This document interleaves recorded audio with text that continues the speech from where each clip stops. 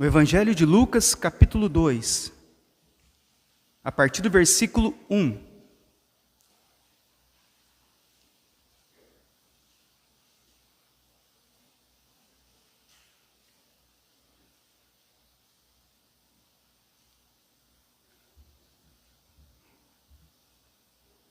Lucas 2, a partir do versículo 1, diz assim: Naqueles dias foi publicado um decreto de César Augusto, convocando toda a população do império para recensear-se. O primeiro recenseamento, foi feito quando Quirino era governador da Síria. Todos iam alistar-se, cada um à sua própria cidade.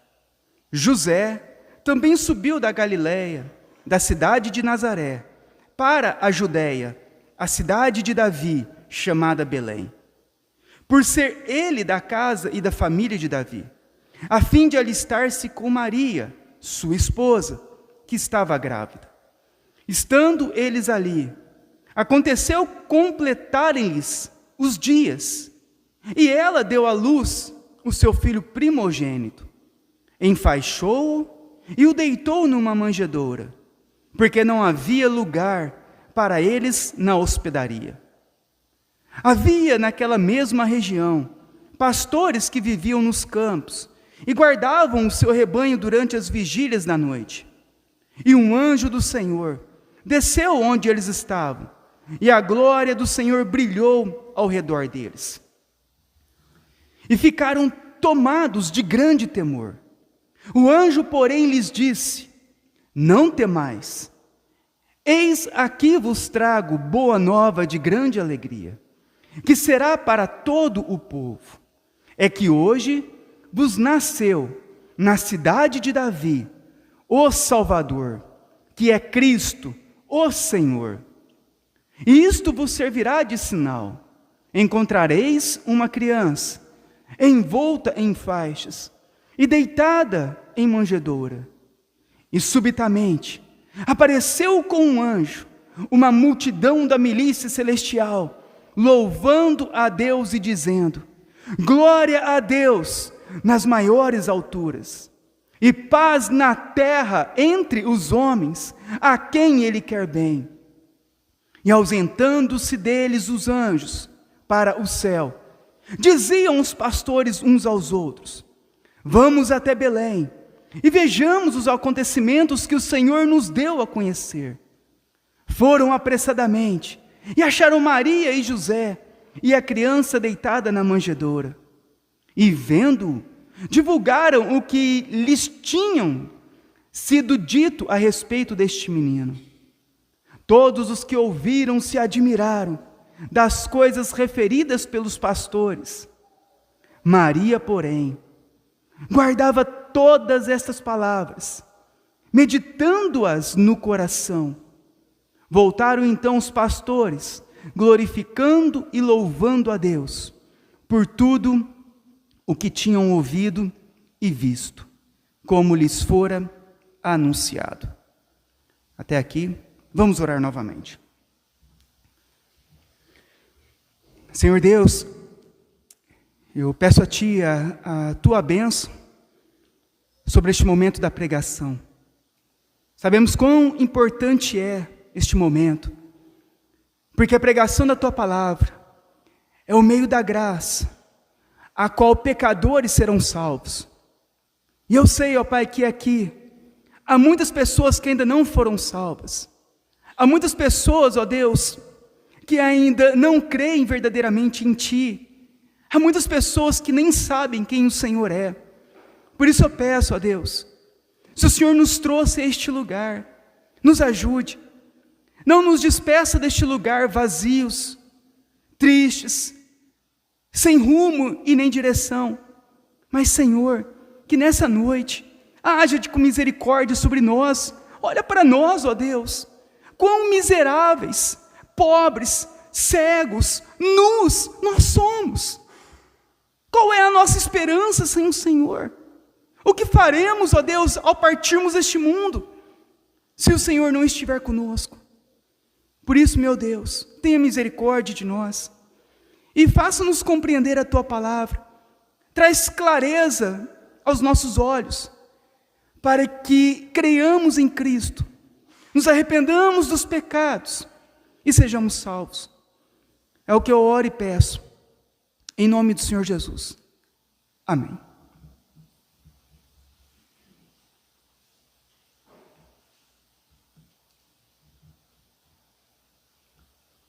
Irmãos, então o tema dessa noite é Jesus, o verdadeiro Natal.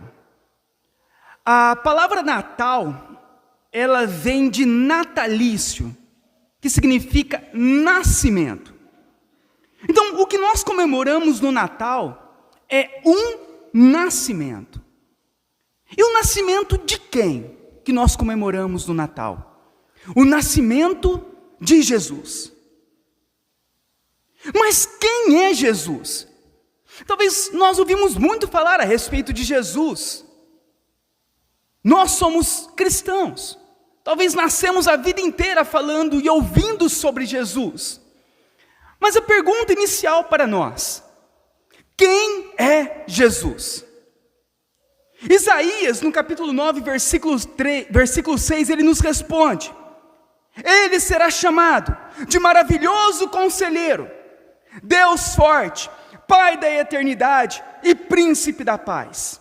Mateus diz: a virgem ficará grávida e dará à luz um filho, e lhe chamarão Emanuel, que significa Deus conosco. Jesus diz em João 8,58: em verdade vos digo, que antes que Abraão existisse, eu sou. Tomé diz em João 20:28, e respondeu Tomé, e lhe disse a Jesus: Senhor meu e Deus meu. Paulo diz em Filipenses 2:5, seja o modo de pensar de vocês o mesmo de Cristo Jesus, que apesar de ser Deus, não considerou com a sua igualdade com Deus, era como que lhe deveria ser usado como vantagem. Paulo em Romanos 9:5 diz: também deles descende o Cristo, segundo a carne, o qual é sobre todos, o Deus bendito para todo sempre. Amém. João diz em sua primeira carta, capítulo 5, versículo 20, e estamos no verdadeiro, em seu Filho, Jesus Cristo. Este é o verdadeiro Deus e a vida eterna. Quando nós falamos a respeito de Cristo, nós estamos falando a respeito de Deus. Cristo é Deus, Cristo é o Criador, Cristo é o Senhor. Isaías, o profeta Isaías confessa isso, dizendo que Cristo é o Deus poderoso, que Cristo é o Pai eterno, aquele que tem a eternidade. Mateus, ele diz a mesma coisa, que Jesus é o Deus conosco, Deus presente conosco, Deus Emanuel. O próprio Jesus diz que antes de Abraão existir, ele já era, eu sou, Cristo diz, mostrando que ele é o Deus do Antigo Testamento. Tomé, ao contemplar Cristo, ele chama Jesus de Senhor meu e Deus meu. A palavra Senhor aqui, ela é a mesma tradução do hebraico de Iavé para Senhor, mostrando aqui que Tomé considerava Jesus o Deus do Antigo Testamento, o Deus Iavé. Paulo, ele fala a mesma coisa, que Cristo é Deus. Em Romanos, Paulo novamente fala que Cristo é o Deus bendito. E o próprio apóstolo João também chama Cristo do verdadeiro Deus e a vida eterna. Quando nós falamos de Jesus, nós não estamos falando de um anjo, não estamos falando apenas de uma pessoa boa, nós estamos falando de Deus, a qual criou todas as coisas, a qual governa sobre todas as coisas, a qual é o Senhor sobre tudo e sobre todos. João diz que sem Ele, nada do que existe, existiria. Ele é a vida dos homens, Ele é a luz que ilumina todos os homens. Então, quando nós celebramos o Natal, celebramos o nascimento, nós estamos celebrando a encarnação de Deus, Deus se tornando homem. Lucas, então, ele vai descrever nessa passagem como foi que aconteceu um dos maiores milagres da história da humanidade, a encarnação de Deus. Deus, Criador dos céus e da terra, que chama cada estrela pelo seu nome, que tem nas palmas de sua mão todas as águas do mar. Esse Deus se tornando homem como um de nós. Esse Deus tendo pele, carne e ossos, sangue, como um de nós. E Lucas descreve como isso aconteceu. Então ele vai descrever no capítulo 2, que naqueles dias houve um decreto de César. E César então vai decretar sobre todo o Império Romano um recenseamento. O recenseamento era fazer a contagem de toda a população do Império Romano. E essa contagem deveria ser feita de que forma? Cada uma das pessoas voltando para os seus lugares de origem. Então, cada pessoa tinha que voltar para a cidade em que nasceu, para chegar nessa cidade e se registrarem diante do governo daquela época, do Império Romano.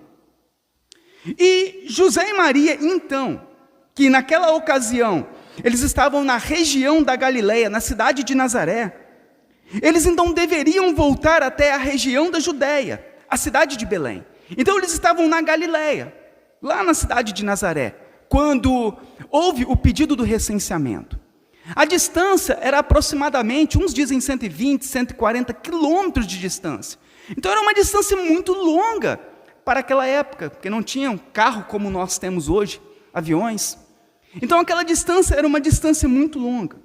E José e Maria tiveram que percorrer toda aquela distância, desde lá de Nazaré até a cidade de Belém. E nós já começamos a observar o controle, a soberania de Deus sobre a história. Porque era necessário eles retornarem para Belém. Aos olhos humanos, foi porque o imperador tinha decretado. Mas pela soberania de Deus, era porque o Messias deveria nascer na cidade de Belém, para cumprir a profecia de Miqueias, capítulo 5, versículo 2, que diz: o Senhor Deus diz, Belém Efrata, você é uma das menores cidades de Judá, mas do seu meio farei sair aquele que será o rei de Israel. Então havia uma profecia em que Jesus deveria nascer em Belém. Então Deus está no controle da história, Deus está no governo da história. E mediante a isso, Cristo então, ele vai nascer lá em Belém, na cidade onde Davi nasceu, a cidade onde José também nasceu. Mas o que acontece? Quando José e Maria chegam até a cidade de Belém, por causa do recenseamento, a cidade ela estava lotada de pessoas. Provavelmente porque todos vieram a se registrar. E quando eles chegam, o que eles deparam? Que já não havia mais vaga em nenhuma das hospedarias. Então eles chegam e todas as hospedarias já estão lotadas. Provavelmente porque as pessoas de todos os cantos retornaram para Belém para fazer o recenseamento. E aparentemente nós também observamos que ninguém quis abrir a sua casa para recebê-los. Então Jesus ele vai nascer em um estábulo de animais, tendo como um berço uma manjedoura. Percebemos que os sofrimentos e as humilhações de Cristo se iniciam desde o seu nascimento. E a futura rejeição de seu povo já era manifesto desde o início, ao fecharem as portas para ele. O Criador do universo, o dono de todas as coisas, tem como local do seu nascimento um estábulo e como berço uma manjedoura. Jesus, ele sendo o Deus eterno, onipotente, onisciente, onipresente, imutável, transcendente, o Deus soberano, autoexistente, autossuficiente, o Deus criador, o Deus que é Espírito. Esse Deus se tornou plenamente homem, como João disse. O Verbo era Deus, e o Verbo se fez carne e habitou entre nós. Jesus, ao ser encarnado, ele possuía um corpo humano, exatamente como o nosso. Ele nasceu como nascem todos os bebês humanos. Ele passou a infância para a sua maturidade, assim como crescem todas as crianças. Jesus ficou cansado como nós. Ele teve sede, teve fome. Jesus foi tentado como nós. Ele possuía uma mente humana, o que significa que ele passou por um processo de aprendizado, assim como acontece com todas as outras pessoas. Jesus possuía emoções. A alma dele se angustiou, a alma dele entristeceu, ele se admirou, ele chorou, ele orou, ele sofreu. No entanto, o autor de Hebreus afirma que Jesus foi tentado em todas as coisas, a nossa semelhança, mas sem pecado. Hebreus 4:15. Esse Deus transcendente, esse Deus criador, esse Deus que fez todas as coisas, que tem todo o poder. Agora, esse Deus, ele se torna homem, como um de nós. Ele se tornou plenamente homem. Tudo aquilo que nós passamos, tudo aquilo que nós sentimos, todas as nossas lutas, aflições, sofrimentos, Cristo viveu, Cristo passou. Todas as nossas emoções, choros, tudo, Cristo, ele teve os mesmos sentimentos. Teve fome, foi tentado, foi crucificado, houve marcas nele. E por que isso é importante para nós, a respeito da humanidade de Cristo? Porque ao longo da história, muitos negaram a humanidade de Cristo. Muitos disseram, não, Cristo não foi totalmente homem. Cristo não foi um homem aqui na terra. E muitas religiões até hoje negam a respeito da humanidade de Cristo. Mas a Bíblia deixa bem claro para nós que Cristo, ele se tornou plenamente homem. Ele se alimentava, ele tinha fome, ele dormia, ele se cansava, ele chorou. Ele passou por angústias e aflições, ele orou, ele foi batizado. Então nós observamos que a Bíblia nos mostra que o Deus Criador dos céus e da terra, ele se tornou plenamente homem.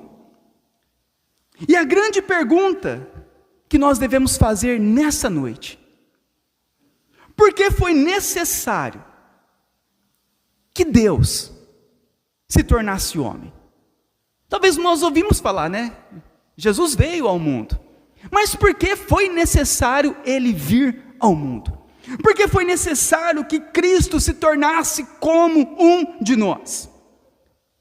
E nessa noite eu estarei respondendo essa pergunta tão importante para nós. Por que Cristo se tornou homem, como um de nós? Quando nós examinamos o Novo Testamento, vemos vários motivos pelas quais Jesus tinha para ser plenamente humano e obter a nossa salvação. E eu vou estar enumerando os 6 principais motivos para a encarnação de Cristo. O primeiro motivo pela qual Cristo nasceu neste mundo foi para ser o nosso representante e obedecer à lei de Deus em nosso lugar. Jesus era o nosso representante e ele obedeceu em nosso lugar aquilo que Adão falhou e desobedeceu. Adão foi tentado e ele caiu na tentação, Jesus foi tentado, mas ele venceu a tentação. Aquilo que Adão desobedeceu, Cristo obedeceu. Paulo faz um paralelo entre Adão e Cristo, na desobediência de Adão e a obediência de Cristo. E Paulo diz em Romanos 5,18: pois assim como por uma só ofensa, a ofensa de Adão, veio o juízo sobre todos os homens para a condenação, assim também por um só ato de justiça, a cruz de Cristo, veio graça sobre todos os homens para a justificação que dá vida. Porque como pela desobediência de um só, muitos se tornaram pecadores, assim também, por meio da obediência de um só, muitos se tornarão justos. Cristo precisou de encarnar, Cristo precisou de vir a este mundo, para ele fazer aquilo que Adão não pôde fazer, obedecer plenamente a Deus, cumprir toda a lei de Deus. Adão era o representante de toda a nação, de todos os homens, de todos os povos. É por isso que todos os homens são pecadores, porque todos nós descendemos de Adão, todos nós viemos da semente de Adão, e todos nós falhamos. Mas Cristo não, ele nasce de uma virgem, pelo poder do Espírito Santo. Ele nasce sem o pecado original de Adão,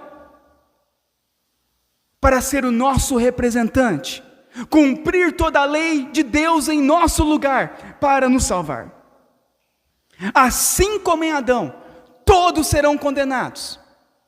Assim em Cristo, pela cruz de Cristo, pela justiça de Cristo, quem crê será salvo. Primeiramente, então, foi necessário Cristo vir para nos representar e obedecer a lei em nosso lugar. Aquilo que não poderíamos fazer, ele fez por nós. E era necessário ele ser homem, para ele cumprir perfeitamente todos os requisitos exigidos pela lei. O segundo motivo pela qual Cristo se tornou homem, Cristo nasceu para ser um sacrifício substituto nosso.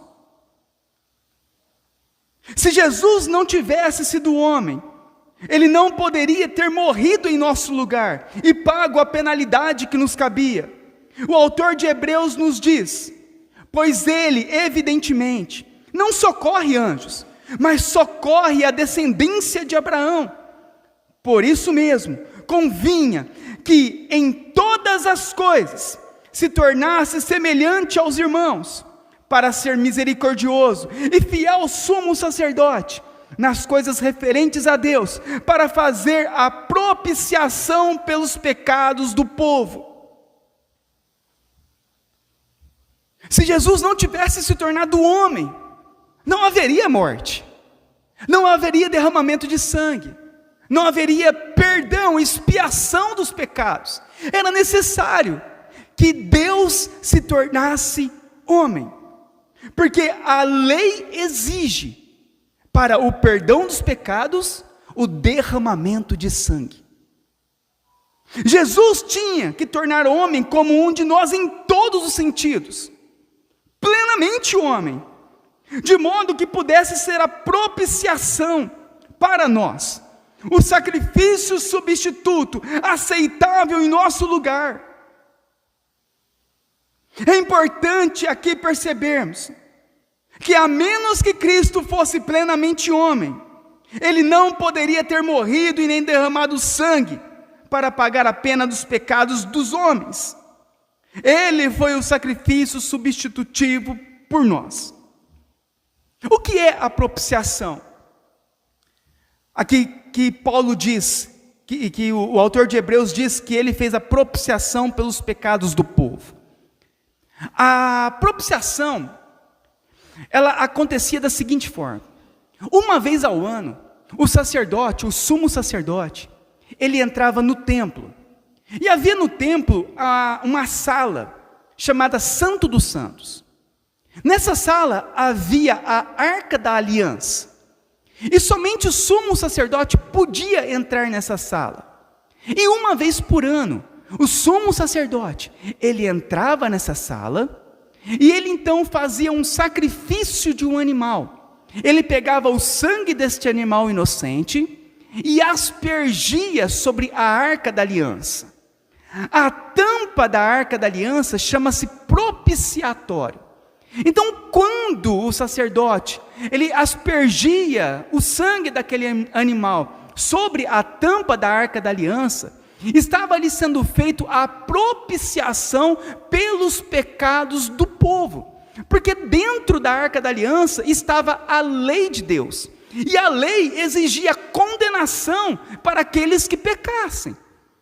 Então, quando o sacerdote jogava o sangue, aspergia o sangue, ali estava aplacando a ira de Deus sobre os pecados dos homens. Isso é a propiciação. Mas nós vemos que a propiciação, ela não era de forma perfeita, porque era feito por meio de sangue de animais. Quando Cristo veio, se tornou homem como nós, na cruz, ele derrama o sangue dele, uma vez por todas, para propiciar todos os nossos pecados. Então, na cruz, ele derrama o sangue dele, num sacrifício substitutivo por nós. Era por isso que ele precisava se tornar homem como um de nós, para morrer em nosso lugar.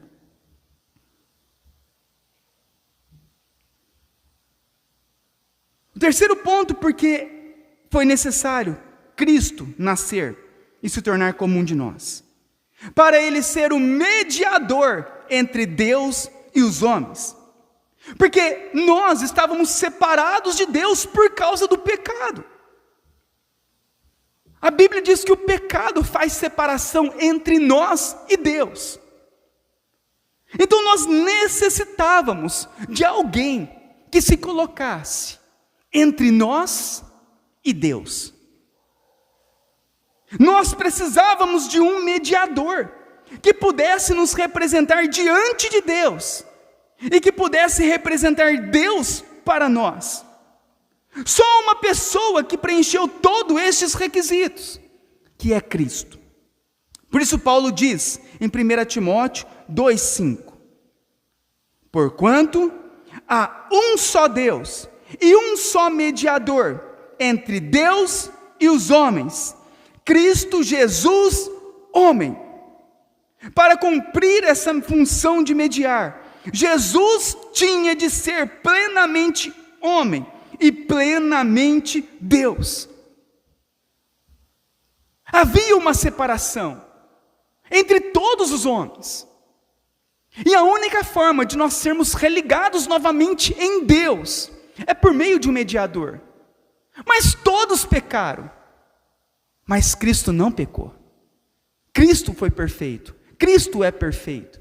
Cristo é plenamente homem. Cristo é plenamente Deus.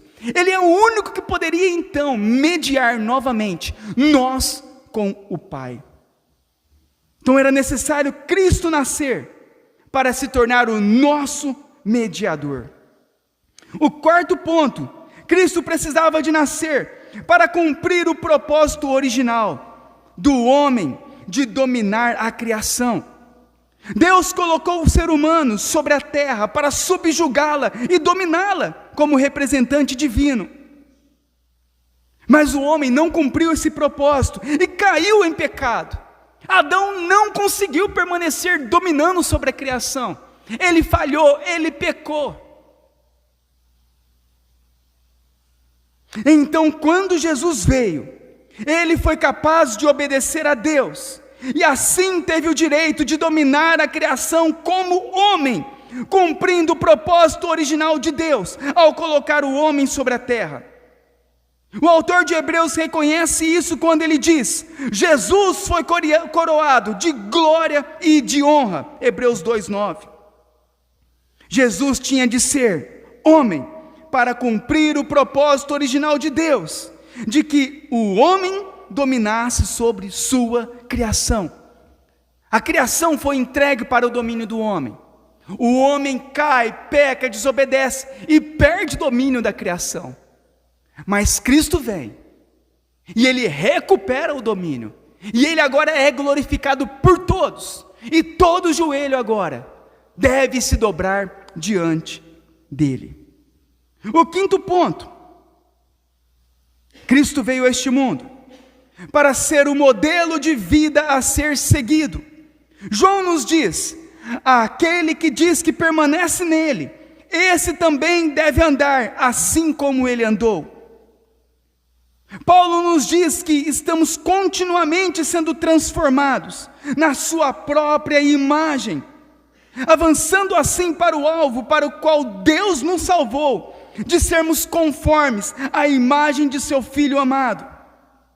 Pedro nos diz que, especialmente no sofrimento, temos de considerar o exemplo de Cristo, pois que também Cristo sofreu em nosso lugar, deixando-nos o exemplo para seguirmos os seus passos. Cristo veio para ser o modelo perfeito para nós, para nos conformar à sua imagem e semelhança. É o que nós chamamos de santificação. Nós estamos em um processo de purificação neste mundo, e que terminaremos na eternidade, na glorificação. Mas nesse processo de santificação, o que está acontecendo? Nós estamos sendo aperfeiçoados para nos parecer com quem? A Bíblia diz, para nos parecer com Cristo. Ele não fala, vocês vão se parecer com Maria, com Paulo, com José, com Isaac. Não, com Cristo. Para nós sermos conformes à imagem do seu Filho. Cristo veio para fazer isso, nos mostrar um modelo e nos conformar à sua imagem. Então, na nossa caminhada, nós estamos sendo transformados, o nosso coração está sendo mudado, santificado. A imagem de quem? A imagem de Cristo. Ele é o nosso modelo. E Jesus tinha que se tornar homem como um de nós, para viver como nosso exemplo e padrão de vida. O sexto e último ponto. Porque Cristo teve que nascer para ser o padrão do nosso corpo redimido. Paulo nos diz que quando Jesus ressuscitou dos mortos, Ele ressuscitou num novo corpo, na incorrupção, ressuscita em glória, ressuscita em poder, ressuscita em corpo espiritual. 1 Coríntios 15 vai dizer a respeito disso. Esse novo corpo ressurreto que Jesus possuía, quando ressurgiu dos mortos, porque Cristo é as primícias.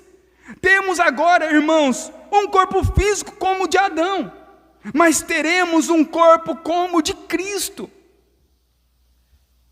Cristo veio para ser esse padrão do corpo redimido, do corpo ressurreto, do corpo daqueles que serão glorificados.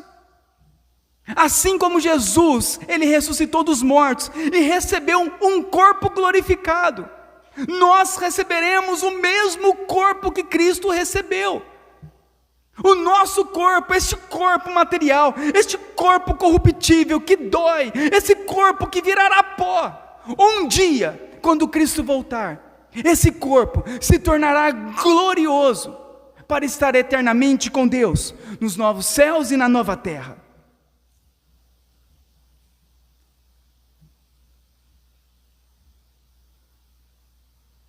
Assim como trouxemos a imagem do que é terreno, Paulo diz, devemos também trazer a imagem do que é celestial. Jesus tinha de ser ressuscitado como homem, para ser o primogênito entre os mortos.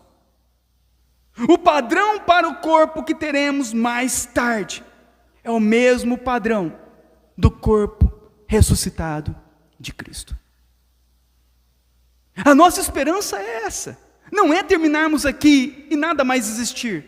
A nossa esperança é que não haja morte para nós, e que um dia o nosso corpo será ressuscitado.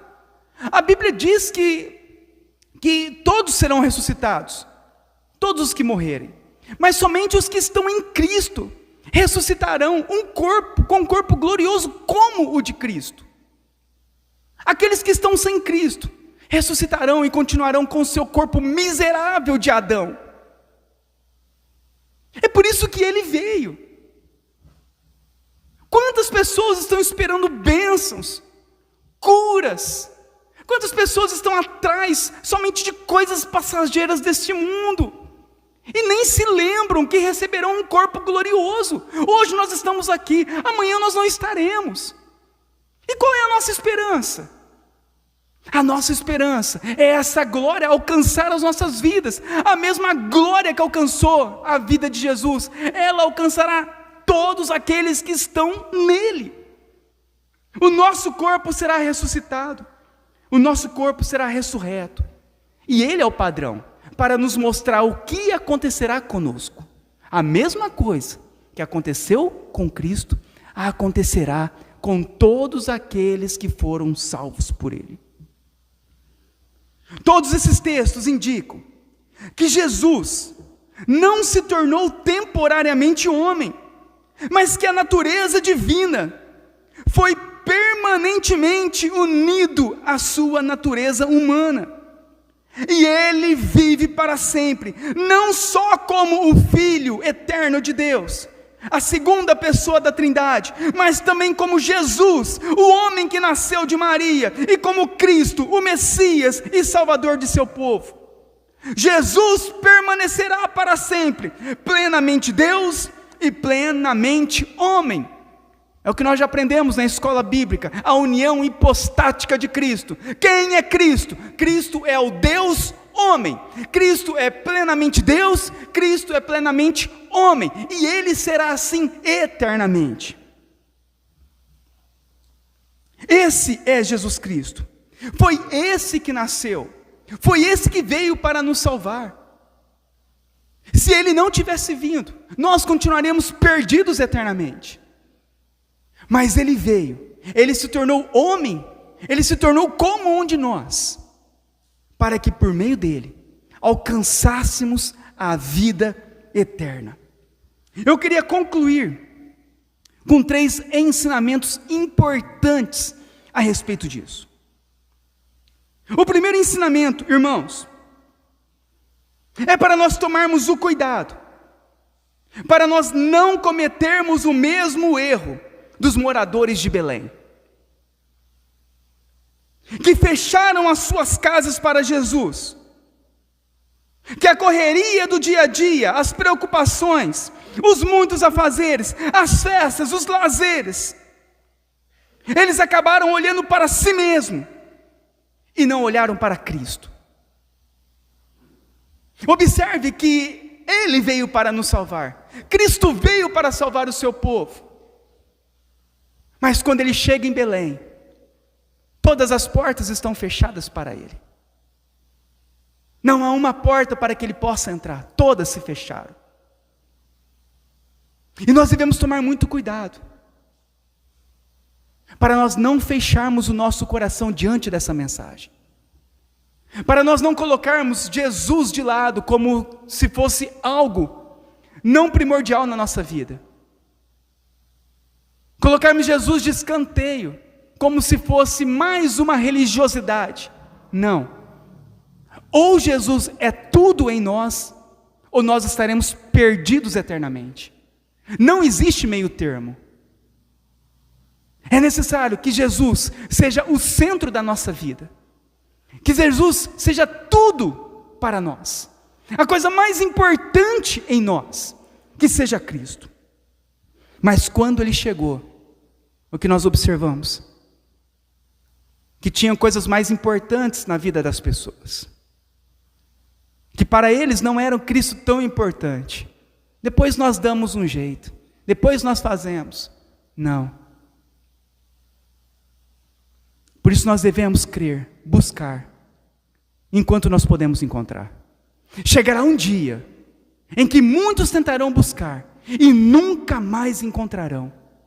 Por isso a Bíblia nos adverte, no dia de hoje, é o dia de buscarmos ao Senhor, é o dia de nós nos arrependermos dos pecados, é o dia de nós colocarmos a nossa fé em Cristo, porque amanhã pode ser tarde demais.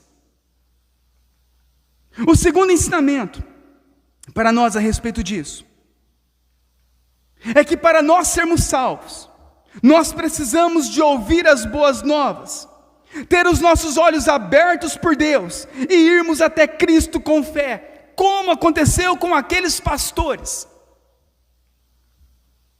O que nós observamos no texto? Que o anjo então aparece aos pastores. E o anjo então no versículo 10 traz a eles boas notícias. Aqueles homens então, eles veem a glória de Deus, pois é manifesta aos céus abertos com aquela milícia celestial.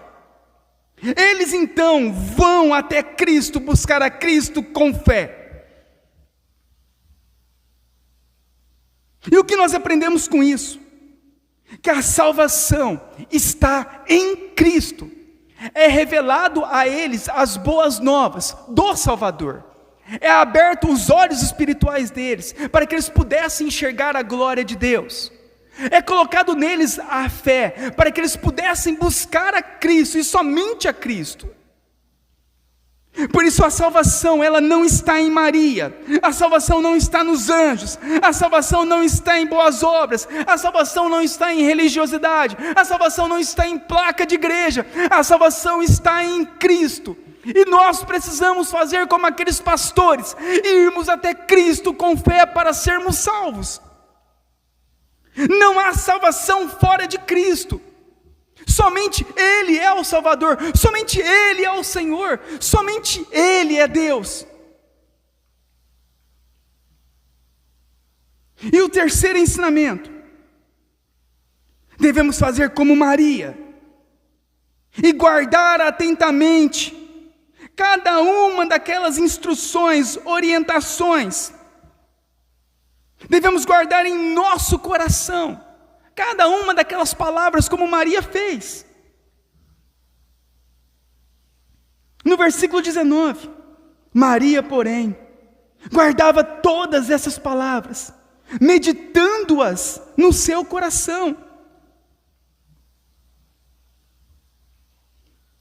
Maria fazia uma reflexão do que estava sendo ensinado, do que estava sendo pregado, do que estava acontecendo. Não era algo descartável, que ela não sabia nem o que estava acontecendo ou fazendo ali naquele lugar. Não, ela observava tudo, ela prestava atenção na pregação, ela prestava atenção no que os anjos estavam falando, ela prestava atenção no que os pastores estavam proclamando a respeito do menino. Ela ouvia aquelas palavras e guardava no coração, meditava no coração sobre tudo aquilo. Será que nós estamos fazendo a mesma coisa? Será que nós estamos refletindo sobre tudo aquilo que tem sido ensinado para nós? Será que ontem, ao ouvirmos sobre a salvação por meio da justificação pela fé, será que nós guardamos aquilo no nosso coração? Para não sairmos deste lugar e acharmos que seremos salvos por obras, e acharmos que seremos salvos por mérito, achar que seremos salvos por outro. Será que nós temos refletido o que tem sido ensinado ao nosso coração e parado para pensar?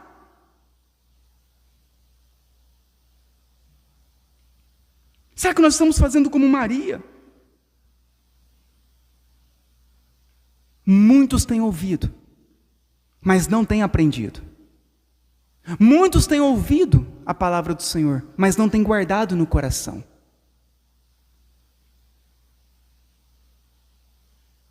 Muitos, ao ouvir a palavra, passa-se o tempo e ele esquece. E ele volta em suas velhas práticas religiosas. Como está escrito, um só mediador, Cristo. Você tem guardado isso no teu coração? Porque quantas pessoas ouvem a respeito disso, e agora mesmo estão querendo o óleo ungido. Passa o óleo ungido em mim. Quantos, ao ouvir sobre isso, pega uma garrafinha d'água e espera a mediação, a bênção daquela água. Quantos estão ouvindo sobre isso? Estão se prostrados diante de uma imagem, diante de anjos, diante de santos e Maria. Quantos ao ouvir sobre isso não fazem uma reflexão que só existe um mediador, mas continuam nas suas práticas religiosas, nas suas velhas religiosidades, nos seus erros? Quantos? Quantos ao ouvir que a salvação é pela graça mediante a fé, entra por um ouvido e sai pelo outro, e daqui a pouco estão se esforçando por obras, para tentar ser aceitos por Deus, sendo que nós só podemos ser aceitos por Deus, por causa de Cristo, mediante a Cristo, e por mais nada. Será que nós estamos guardando essas palavras em nosso coração? Que Jesus é Deus, e não como testemunha de Jeová fala, que é um anjo, como os adventistas falam, que é um anjo, como os mormons falam, que é anjo, que é irmão de Lúcifer, como outros proclamam, não é Deus, mas é um Deus menor. Será que nós estamos meditando e fazendo a reflexão que Jesus é o Criador dos céus e da terra? Um menino nos nasceu, um filho se nos deu, e o seu nome será maravilhoso conselheiro, o seu nome será Deus forte, o seu nome será Pai da eternidade, o príncipe da paz, e o seu reinado não terá fim. Será que nós temos guardado essas palavras em nosso coração, para não sairmos daqui e continuarmos perdidos em heresias, confiando em obras, confiando em objetos ungidos?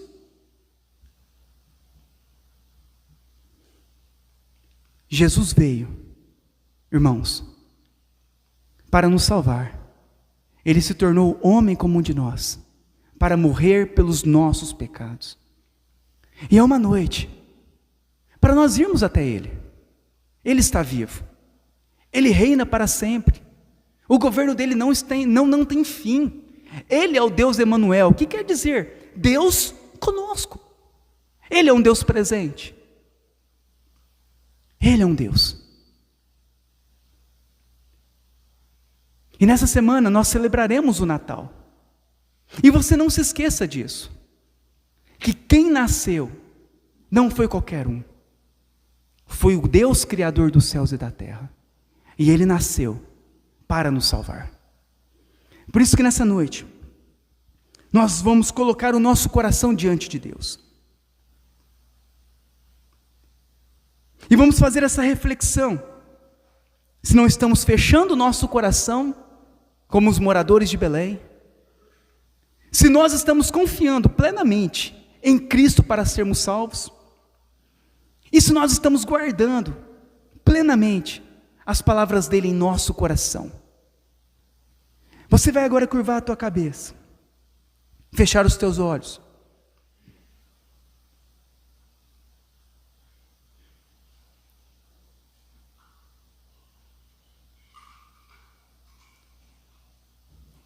Pode cantar. Contempla isso.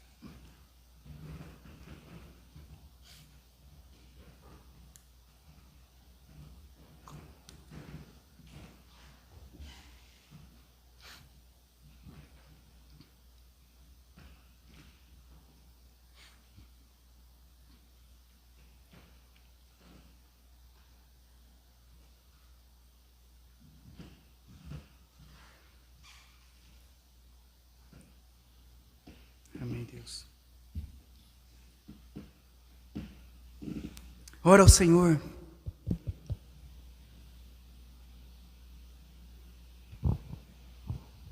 Clame a Deus. Fala: Senhor, se você tem andado por caminhos distantes, fala: Senhor, me ajuda. Se o teu coração tem se fechado diante dele, fala: Senhor, por favor, abra o meu coração, assim como o Senhor fez daqueles pastores que eram pecadores, que não podiam nem ser representantes de testemunhas no tribunal. Mas o Senhor se revelou a eles. Fala para Deus: Senhor, se revela a mim, abre os meus olhos espirituais. Jesus, em quem nós temos confiado. Talvez você está confiando em óleo, você está confiando em água, em rosa ungida, em sal grosso, em alho. Chegou a hora de você confiar somente em Cristo.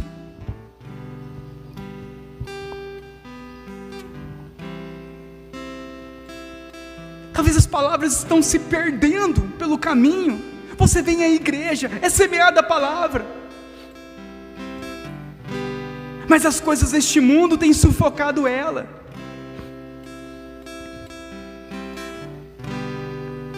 Pede para o Senhor: Senhor, frutifica a Tua palavra em meu coração, não me deixe desviar da Tua palavra, guarde ela em mim, ó Deus, porque ela é lâmpada para os meus pés e luz para o meu caminho.